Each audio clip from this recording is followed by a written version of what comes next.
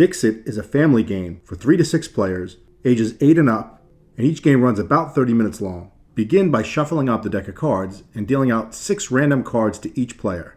The players can see their own cards, but should not show them to the other players. The player who goes first is considered the active player, and they should examine their 6 cards, select one of them, place it face down on the table, and then give a clue to the other players. The clue should reference the card they placed down and be good enough for some players to identify which card is theirs, but not all.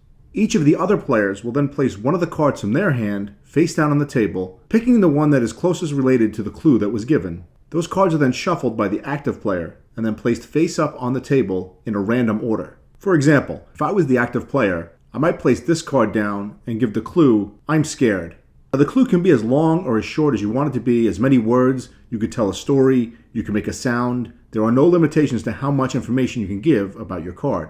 But as you'll see when we get to the scoring, you don't want to be too descriptive, because if everyone guesses your card, you don't get any points at all. In this example, we have 5 players. Now, each player, except for the active player, will vote on which card they think is the one the active player was describing. They do this by placing one of their vote tokens face down on the table until everyone has voted, and then you flip them all up at the same time. Now the active player reveals which card was theirs, and they complete the scoring for that round.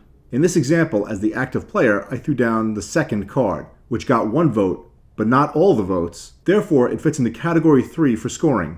I received 3 points as the active player. The player who found my card will also receive 3 points. And then any player other than the active player who also received votes will get 1 point per vote.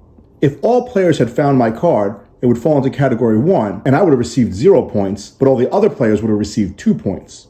And if none of the players had voted for my card, then again, I would have received 0 points. All the other players would have received 2 points. Each player whose card was voted for would get 1 point per vote that they received. The game ends when a player gets to 30 points, and that's how to play Dixit.